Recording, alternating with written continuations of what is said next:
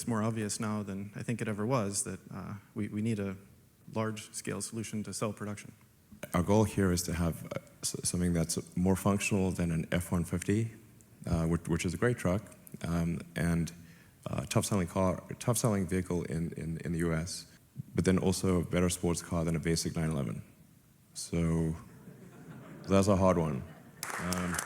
I'll just say I appreciate your optimism and your passion for the company, and I think that is probably the best asset that all of you bring to the table. And if you can share that with everybody you know and give them the personal experience that you've had in whatever way that you can, that's really our best defense. So please continue to do so, as it seems like you are. Tesla Throwback Thursday. Today we're going to go ahead and finish up the 2019 Tesla annual shareholders meeting. If you missed the hypercut version of the presentation, it'll be here. You can also check it out at the end of the video as well. But in this video, we're just going to focus on the question part of the presentation. Without further ado, let's get to it. Haha, exactly. So these are questions that were asked online and then upvoted. They're actually really smart questions. This is a key question: is we've got to scale battery production and match that to vehicle demand. Cat out of the bag too much, but still in the bag. I mean, I think it's right on. I mean, those are exactly the right problems that we need to solve to scale, and they have been for some time. But it's more obvious now than I think it ever was that we need a large-scale solution to cell production. Yes, and get the cost per kilowatt hour lower and energy density higher. Yeah, and we're not sitting. Yeah, we're not sitting idly by. We're taking all the moves required to be masters of our own destiny here, technologically and otherwise, and through all the experience we've developed with partners and otherwise, we have solutions in place. What aspects of battery production will integration Maxwell have? We think this is really quite strategic, but we'll leave the details of this to kind of the battery and powertrain investor day. Elon and the crew choosing to defer a lot of these questions simply because Battery Day is right around the corner. Can you guess what the next Tesla Throwback Thursday will include? You want to add to it? No. Right on. Okay. Absolutely. Yeah. I'm sometimes a little optimistic about timeframes. It's time you knew. It's time you knew. Yeah, optimism. I mean, would I be doing this if I wasn't optimistic? Jeez. I know what I would be doing if I was in Elon's shoes back in 2019. It would not include helping humanity. It'd be helping myself to another Mai Tai and watch dolphins play in the shallow part of the Pacific. Thank you for your service, Elon. We do actually have Advanced Summit out in early access right now, and we're making steady improvements to it. It's close to being amazing. It's not quite there, but it's close. There's a lot of complexity in parking lots, turns out. I mean, you want it to be good. I mean, that's the simplest answer. It's got to be awesome. It's got to be awesome and super safe. We don't want to like run anyone over, or that would be bad. Man, it's tricky. Like if you make the car really sensitive, then it just goes paranoid and then doesn't move. Want to make it too aggressive, that's bad too. The threshold is it more convenient to summon your car or walk to your car? And if it's more convenient to walk to your car, summon is not that useful. Then what status of Tesla insurance? We're pretty close to being able to release that. We have a small acquisition that we need to complete. With our next vehicle, I'm pretty sure we're going to be ditching USAA in favor of Tesla insurance. This is kind of related, but I will also be ditching my energy provider as soon as my contract is up. Maybe sooner, I'm not sure, I've not decided yet, for Tesla Electric. Tesla Electric will soon be my energy provider, probably within the next year. And my vehicles from now on, I will be utilizing Tesla insurance. This is continued monthly revenue that I will be giving to Tesla for these services. But if you let some of the bears on Wall Street tell it, Tesla's just a car company. A bit of software to write, but it won't be long before we release that. Yes, pickup truck event probably sometime towards the end of summer would be my guess. Like, we're trying to create something here that is really new and not just derivative of all the other vehicles on the road. Try to create something new, and it's not just basically a copy of the form factor of everything else, but you still want it to be great. It's very hard. This is a very hard thing. Our goal here is to have something that's more functional than an F-150, which is a great truck, and top-selling vehicle in the U.S., but then also a better sports car than a basic 911. So that's a hard one. But like, it's physically possible, so I think we can do it. First deliveries of the Tesla Cybertruck happening November 30th. Long awaited, long anticipated, and highly decorated Cybertruck will be handed over to the public. If you're looking for a supercut of the Cybertruck unveils, that too will be a video available to click on at the end of this video. Let me know if you're going to be in Austin sometime around November 30th. Do you think Tesla could rely on SpaceX's Starlink? I think we would have to have a different antenna for Starlink, because the Starlink antenna is, I think it's actually probably the most advanced phased array antenna in the world, including military. But it's about the size of a medium pizza. It would be fine for trucks and RVs and airplanes, and any kind of like a house or a business or something like that. But it would look a little odd on the roof of a sedan. But we could make a smaller antenna and maybe use it. But I think most likely we would continue to rely on the cellular networks. We're going to have tiny wipers. I think actually probably just applying some hydrophobic coatings will most likely solve this problem. If we apply just a thin hydrophobic coating, sort of water repellent coating, then that usually solves the problem. So probably something like that. Or we'll just let you know, please clean the snow off the camera. So we feel good about demand. That's I think not a major issue. Profitability is always challenging if you're a fast-growing company, and I think that the scale at which Tesla is growing is hard to appreciate. But I mean, last year we doubled our fleet. So we made as many cars last year as we had in our entire history. And that's the power of a next-gen platform. This is the Model 3 he's speaking about. They're producing these in such a volume that it dwarfed all the other vehicles they had on the road. Can you imagine what it's going to be like when that high volume, low cost vehicle starts coming off the lines in various factories around the world? This exact scenario with the Model 3 will repeat itself with the next gen vehicle.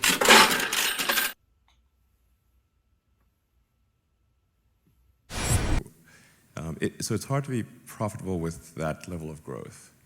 We could slow down, but then that would not be good for sustainability and the cores of electric vehicles and solar and storage. I think we can be cash flow positive despite having a very high growth rate.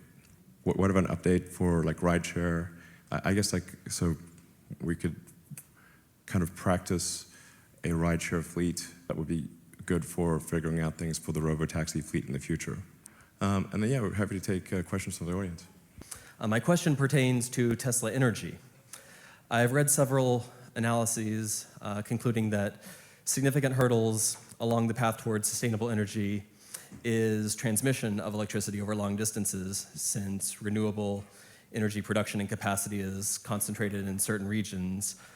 Being able to efficiently transmit that electricity to other regions seems to be an important part of the equation. I was hoping that you might share some of your thoughts about this part of the equation, and if it might make sense for Tesla to someday get involved in electricity transmission. A big part of the value of solar roof or retrofit solar on the roofs of houses and businesses and whatnot is that so you can have localized power generation. If you have a battery storage, that's also very helpful for stabilizing the grid.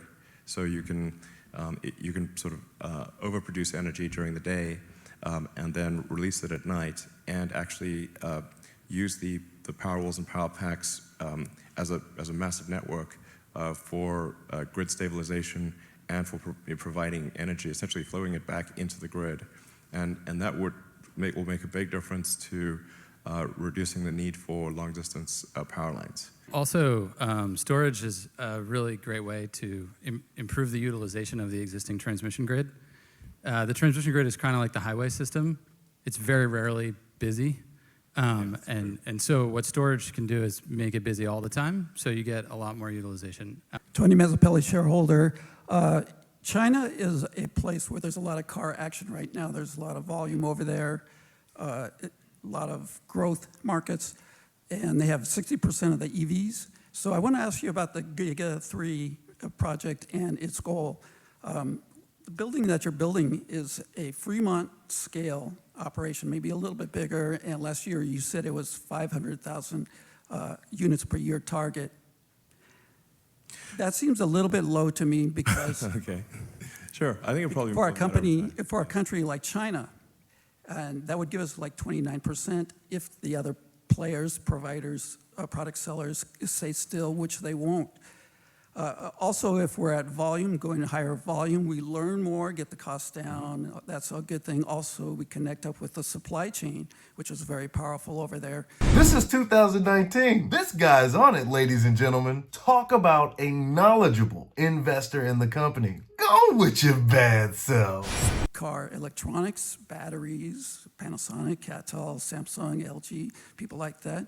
On the demand side, with no import fees, our cars compare very well to all the other products. Yes. And the Chinese like Tesla style, luxury, quality, range. So, and plus they need help getting rid of smog in their cities. So, and maybe we could even export from that factory to other Asian factories. So, Ding, ding, ding, ding, ding. Tell him what he's won, Johnny. Your mother right. 2019 right. so why was the target set at 500? Do you think in China we are being aggressive enough? Oh man, have you seen how fast that China factory's been built? Yes. I mean, I've never 2 seen months anything. or less. I've never seen anything built so fast in my life. It is pretty epic. Oh, Why not 2? yeah. Okay, so, okay. We can't spend money too fast, you know, we'll run out of it. Like long term, that factory will probably do more than 500,000. So there's sort of like an interim goal. Maybe it does 1 million or more long term. Daniel, Andy, I'm in the public real estate investment industry. Given the continued need for supercharger expansion, I think there's an opportunity to partner with a publicly traded real estate company to buy the land Tesla wants for superchargers, or even to buy land Tesla currently owns for superchargers, structure a lease to just initially cover the cost of holding the land. And through my experience in public real estate, I think there would be huge demand to invest in the necessary infrastructure for EV charging, which effectively for Tesla would finance and aggressively speed up supercharger expansion while preserving Tesla's capital. I'm pretty sure he just gave Elon a 30-second elevator pitch. I ain't mad at it. Would that be of interest? Well, most of our supercharger locations are actually either free or leased at a low rate. So Actually, sometimes they pay us. from what I think, though, you provide the capital for the equipment, correct? Even when you get it for Yes. free? I'm not sure if it's a lease or not, but even cell tower REITs, they have leases on the land, and then they lease the equipment. So even your equipment could be financed, I think, through a publicly traded real estate company. Okay, I think that's like essentially like adding superchargers to the asset-backed line. It's a little tricky to, you have to, when dealing with finance companies, they will generally say, what's the resale value of that in a worst case scenario? And then it's like sort of tricky to say who would we sell it to? And that, I think, tends to be their objection. But generally, I think our capital efficiency of superchargers is quite good and getting better. So. I work in the industry. If you have any questions, I'd love to. All right. Well, I'll be goddamn. That was an elevator pitch, and he cemented it. That's f***ing awesome. Hi, my name's Dennis McAvoy, and I've been a happy Model 3 and Model S owner since 2012. I believe I'm representative of the vast majority of Tesla owners who are super happy with the company and the product, and we think that the next car we're going to get is going to be another Tesla. But that's not what we read in the mainstream media. Yeah. You know, if that was your only source of information on Tesla, you'd think it was shoddy quality, cars that spontaneously combust, Yeah. and that It is nutty. and that the company is on the verge of bankruptcy. Right. And we know that's not true, but This is not true. it's not true, but Yes. I think it's hurting Tesla because I have intelligent friends that are holding off purchasing Tesla cars because of their concern about the future of the company. My counter would be, are they really that intelligent? But seriously, folks, the smear campaign back in 2019 was fairly intense. Right around the time when my curiosity was piqued. All these electric vehicle Super Bowl commercials from various different companies, this is right around the time I started doing my own research. And I gotta tell you, the pros and cons of owning a Tesla, the cons were overwhelming. I'm glad I bit the bullet, but I can see how a lot of people would be gun shy. What's the plan to put more energy behind the marketing communications and take this issue head on so that the true great American success story gets told? No, it's true what you say. It's very distressing. It makes me sad. But I'm not sure what. Yeah, I don't know what to do about it. We do provide a rebuttal, but that is then typically buried at like 7 paragraphs down, if it's there at all.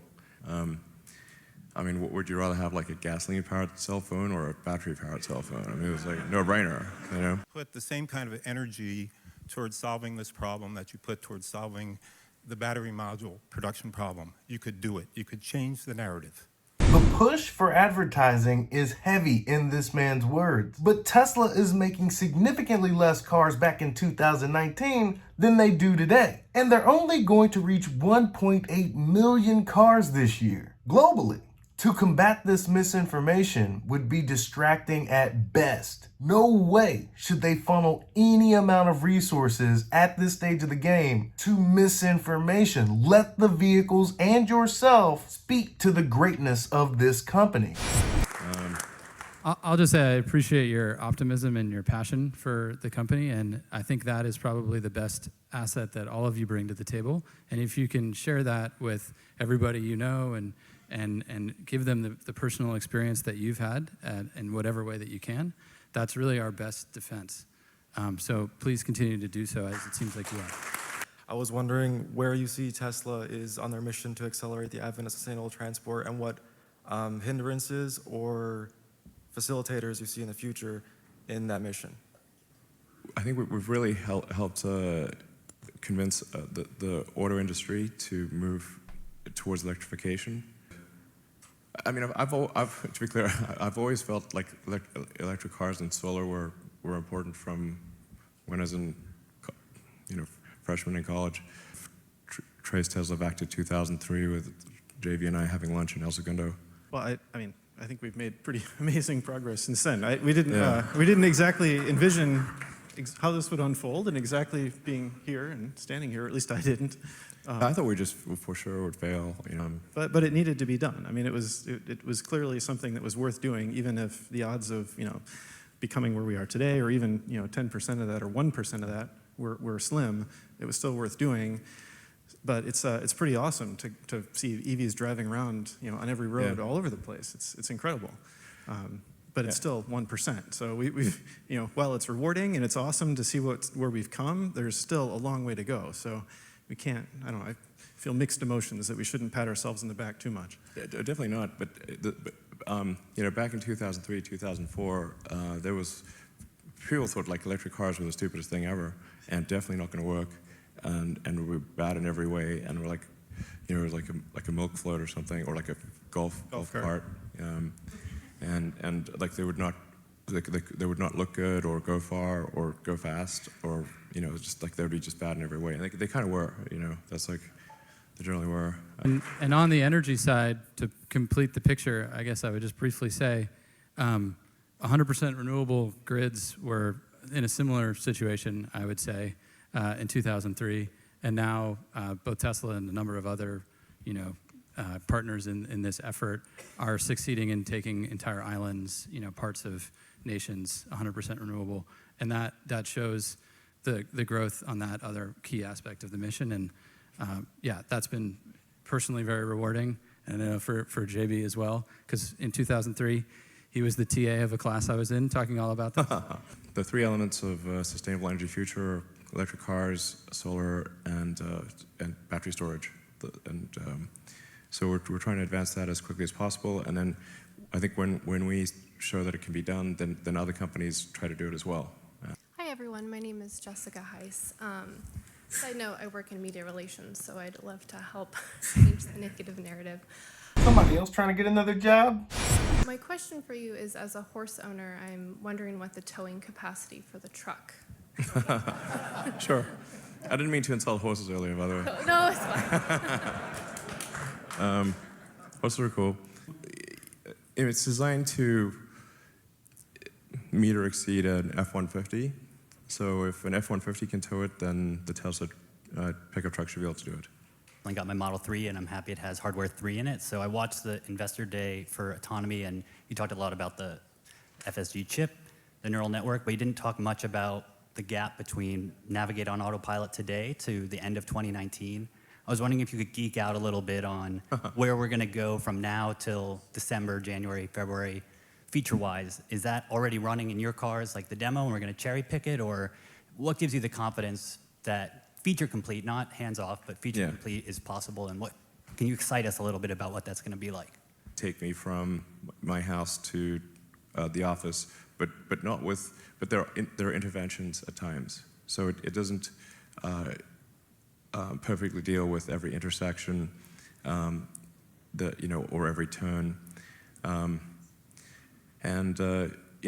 think it's possible to, one could obviously just game the system and just make it perfect for a particular route, but then that's just going to work on that route, and then if that route changes or there's construction, then it won't work. So it's very hard to come up with a general solution. So when one reads about these other self-driving car companies, the issue is that they have very specific solutions, but they're brittle. They rely on very high resolution maps, a lot of LiDARs, a high precision, really expensive GPS and inertial measurement, but even then it's just not a general solution. And if they go off the route that they're used to, they don't work. And that's the goal, people. We're trying to get generalized solutions that can be implemented anywhere on any U.S. roads. And we've come a long way since 2019, but we're still not there yet. We're gonna have to keep stacking those logs. So you might see some more FSD videos from yours truly. We all gotta do our part to make this thing right. When we release something, we're releasing it to 500,000 cars, and all over the world. And so it has to be a general solution. And Elon, you are such a visionary and a leader. Thank you so much. It puts a smile on my face when I hear Gwynne Shotwell point out to Mars as it's the fixer-upper of a planet. You have instilled those values into your employees and every fanboy out there. Thank you so much for all that. Okay. And to ask a question, what do you ask this team, which has put a roadster up in freaking space, right? So yeah, actually, I'm out of questions on that part. So then I thought to myself, any questions? No. And I've always felt bad for Nikola Tesla, who has been a great inventor of our time. And for a genius that he has been, he was always constrained by funds to run his experiments. And as a result, world lost so much more. Did history repeat itself? I don't know, maybe. But it's up to us not to repeat the same mistakes and fund this Tesla, this time, to make impossible a reality. As Uncle Ben rightly said, with great power comes great responsibility. People and organizations with excellent balance sheets, you have the power to invest and make a difference, and hence you have the responsibility to do so.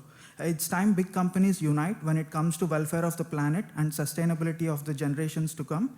And speaking of great companies, who knows better than Berkshire Hathaway of picking a great company?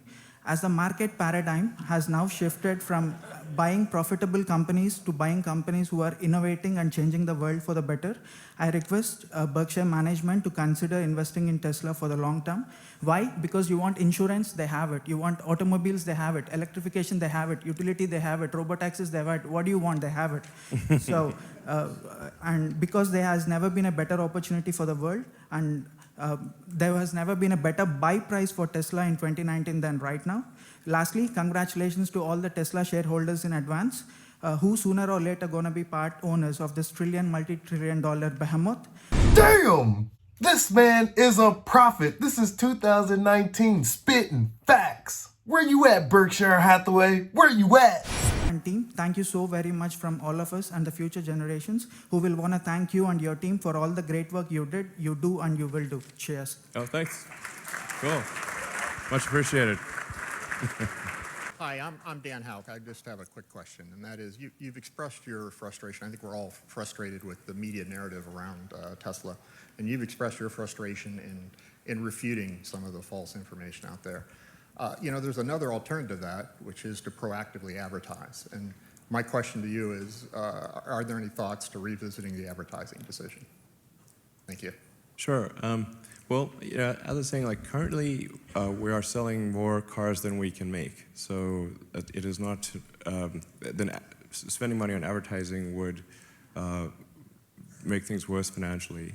And sure, it would probably increase demand, but we're selling more cars than we can make. So that's it's not a thing that's necessary right now. To answer the question, no, not at this time. I've had an aversion to advertising because it's just too much trickery in advertising. There's a lot of false association where they'll have a bad product and then put it in a nice environment with good-looking people and then trick you into buying it is common. Hi everyone, I'm Lux Filaday. I have a really exciting question. Will Tesla make aquatic cars, and if so, when? Do you mean like a quad bike or something? What do you mean a quad car? Aquatic car is in aquatic. Boat or submarine that's a car. Oh, I see, okay. Do you mean a car that can go in the water, basically? On or under or both the water. It's funny you should mention that.